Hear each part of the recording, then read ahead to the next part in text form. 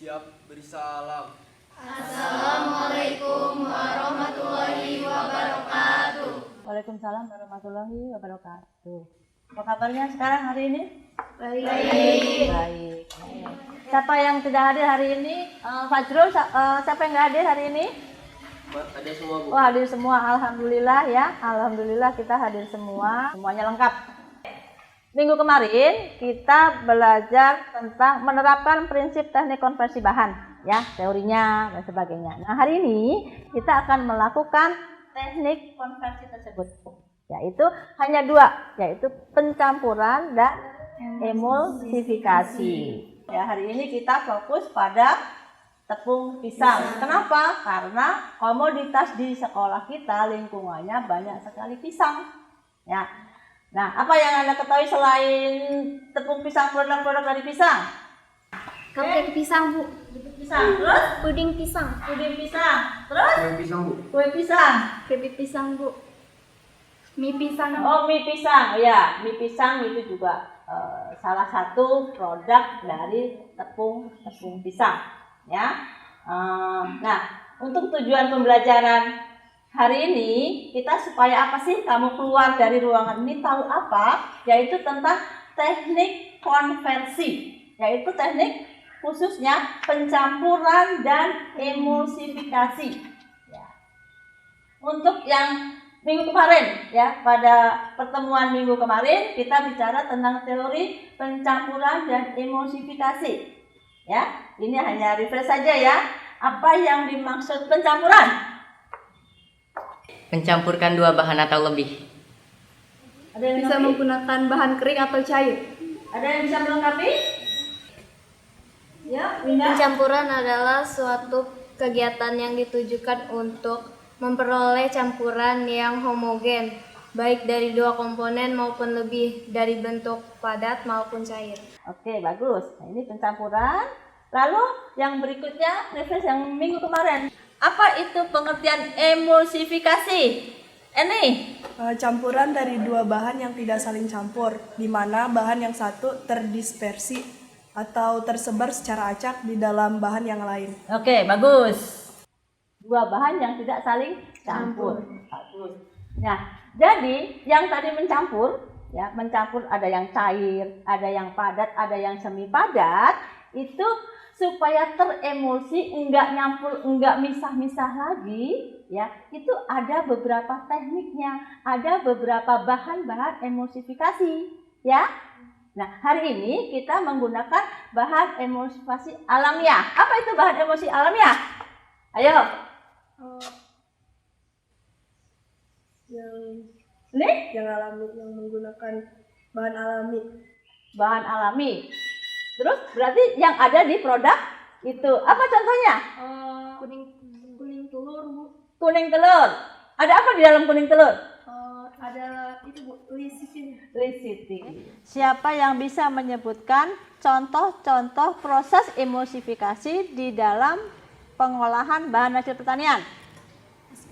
Es krim, mayones, butter, mentega, margarin, susu murni, santan. Hari ini kita akan mempraktekkan prinsip pencampuran dan emulsifikasi, ya, yaitu membuat banana chiffon cake, ya. Bahan-bahannya itu kita bagi menjadi 4 kelompok, bahan 1, 2, 3, dan 4. Kenapa, Diana? Ibu, itu kenapa bahannya harus dikelompokkan? Kenapa nggak disatuin aja gitu? Kenapa Ibu kelompokkan kelompok 1, 2, 3, dan 4? Satu, memudahkan Anda untuk kriterianya. Yang pertama adalah bahan-bahan kering. Tepung terigu, tepung pisang, baking powder. Itu kering, ya. Lalu yang kedua agak semi basah karena ada gula pasir dan putih telur. Kemudian yang ketiga itu juga semi basah. Kenapa? Karena ada gula pasirnya juga, ya. Ada kuning telur, ada santan sebagai cairan, kemudian ada esensnya. Kemudian yang keempat itu adalah cairan. Cairan yang kita gunakan adalah minyak sayur. Sebelum kita melakukan proses pengolahan, ya, kita harus setting dulu ovennya, ya. suhu yang digunakan atas itu 160 sampai dengan 170 derajat Celcius. Kemudian yang di bawah, ya api bawah itu 205 derajat Celcius. Kenapa, Siti? Kenapa suhu atas sama suhu bawah beda? Kenapa suhu bawah lebih tinggi dan ngopennya berapa menit? Oke. Karena cup yang kita bakar atau loyang itu ada alasnya. Ya, ada alasnya supaya lempengan yang di bawah ini tidak langsung, ya, sehingga dia akan mengembang berlahan-lahan terus. Ya. Kalau atas dan bawah sama, ya, ini sudah mengalami gosong, maka dari itu suhu yang di bawah harus lebih tinggi. Perhatikan LK yang ada Anda, ya, tahap-tahapnya diperhatikan, ya.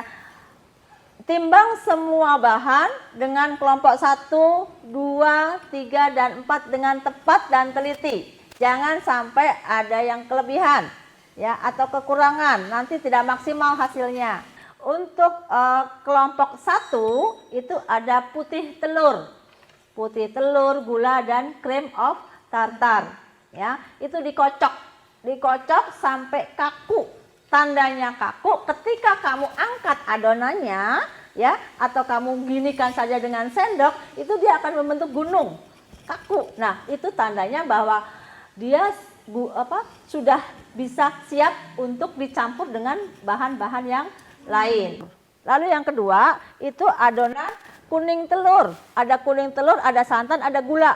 Kocok, dihomogenkan, dicampur, ya, sampai tercampur rata. Kemudian yang ketiga itu adonan kering. Terakhir adalah cairan. Cairan yang digunakan adalah minyak.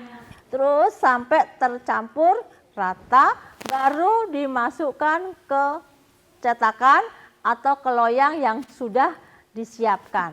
Setelah itu baru masukkan ke oven pada suhu 160 derajat sampai 170 derajat. Oke, dipanggang selama 35 menit. Untuk kelompok bahan yang pertama, putih telur 190 gram,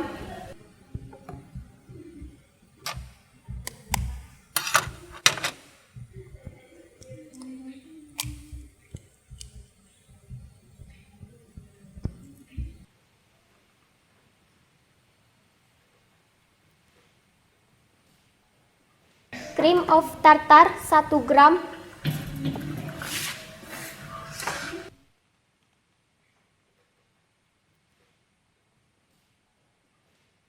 gula pasir 100 gram,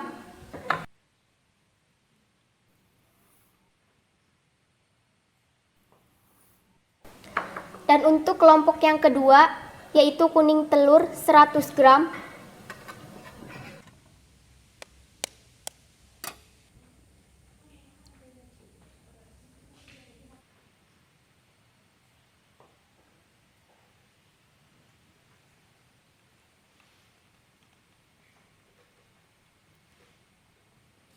santan 75 gram,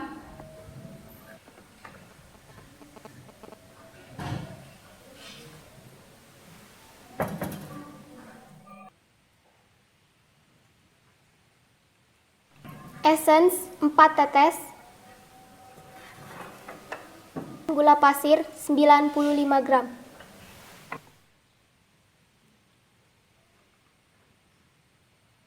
Untuk kelompok bahan yang ketiga, tepung pisang 75 gram, tepung terigu 75 gram,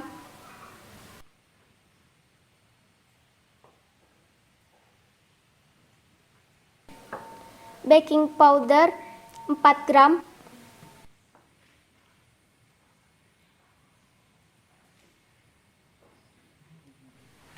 garam 3 gram.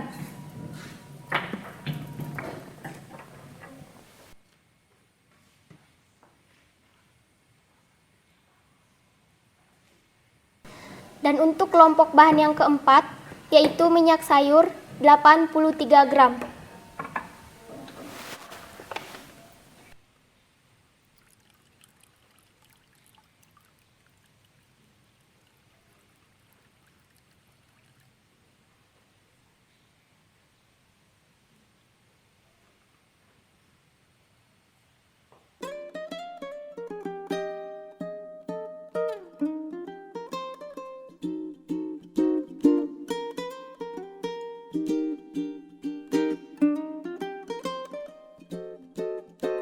Cara membuat: kocok adonan 1 hingga kaku.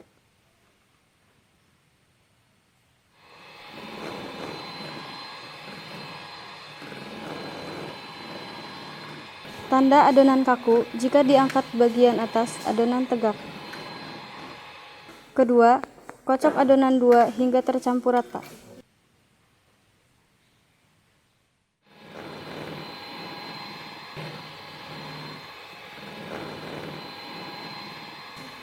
Masukkan santan sedikit demi sedikit.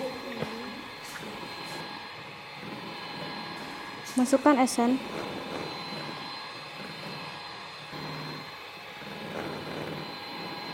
Campur adonan 3 sambil disaring.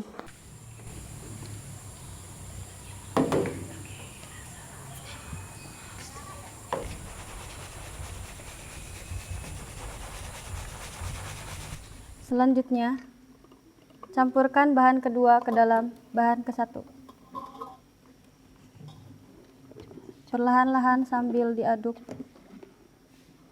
searah jarum jam. Setelah tercampur, tambahkan bahan ketiga. Aduk sampai merata.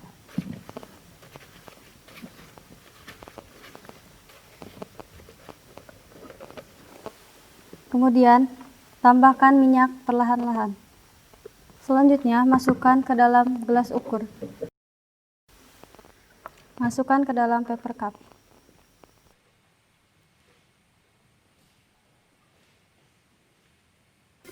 Setelah dimasukkan ke dalam paper cup, maka proses selanjutnya yaitu panggang dalam oven pada suhu 160 derajat Celcius dan suhu bawah 205 derajat Celcius selama 35 menit.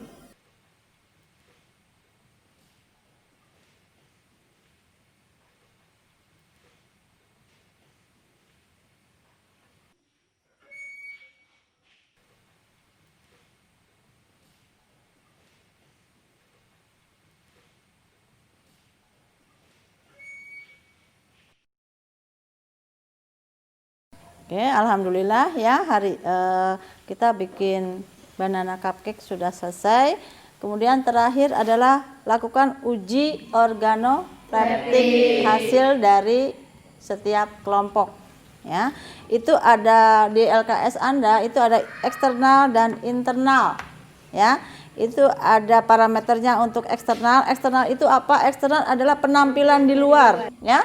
Kemudian yang internal itu penampilan di dalam. Oke, kalau tidak ada pertanyaan, silakan Anda tulis nilai-nilai yang ada di sini, ya. Kemudian nanti terakhir itu kita ada presentasi untuk setiap kelompok maju. Presentasi hasil kamu menurut kelompok kamu hasil kamu bagaimana? Untuk bagian eksternal, volumenya 10, warna kulit 8, kalau bentuk 4, keseragaman 2, karakter kulitnya 4. Jadi total jumlahnya 28. Untuk pengamatan internal, bagian volumenya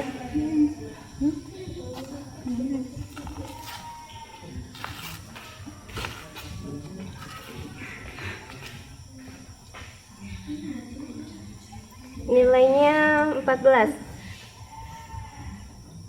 Bagian remah nilainya 9. Warna 9. Aroma 9. Rasa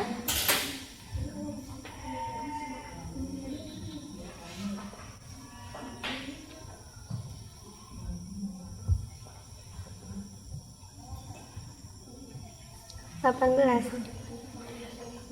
Untuk tekstur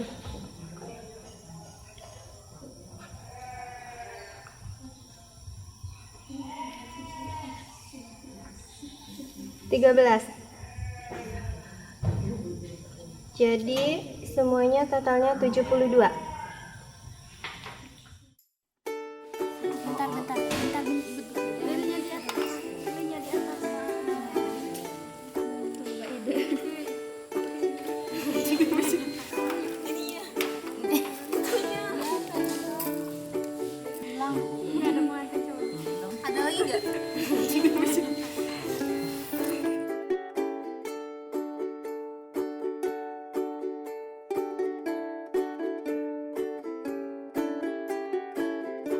Oke, sekarang presentasi untuk hasil praktek hari ini ya. Dipersilakan untuk kelompok 1 untuk mempresentasikan hasilnya. Silakan untuk kelompok 1.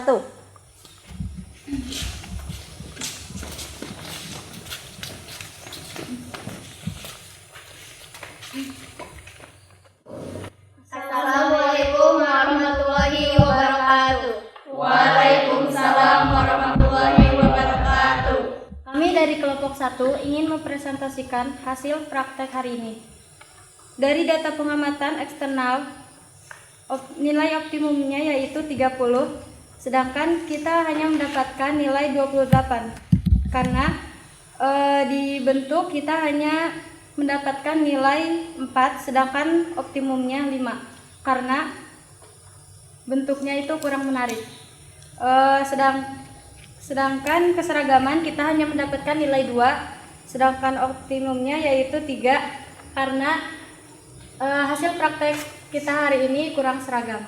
Jadi kita hanya mendapatkan nilai 28.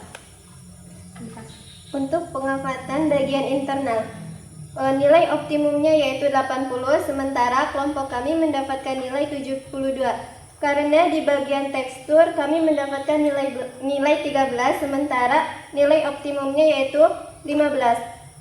Dikarenakan untuk tekstur kelompok kami itu agak keras.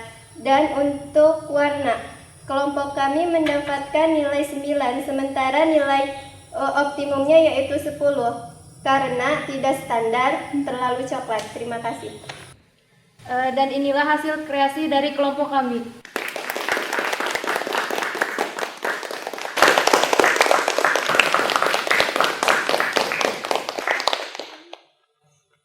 Sekian dari kami. Wassalamualaikum warahmatullahi wabarakatuh. Waalaikumsalam warahmatullahi wabarakatuh.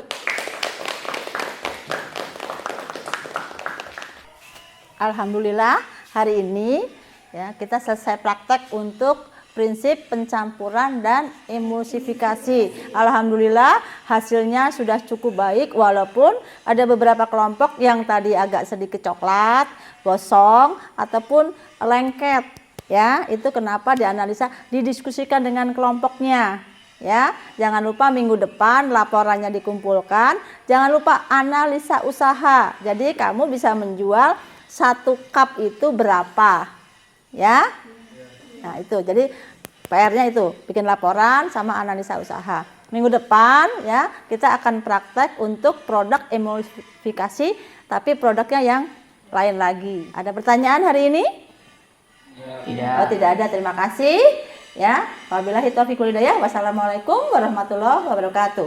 Waalaikumsalam warahmatullahi wabarakatuh.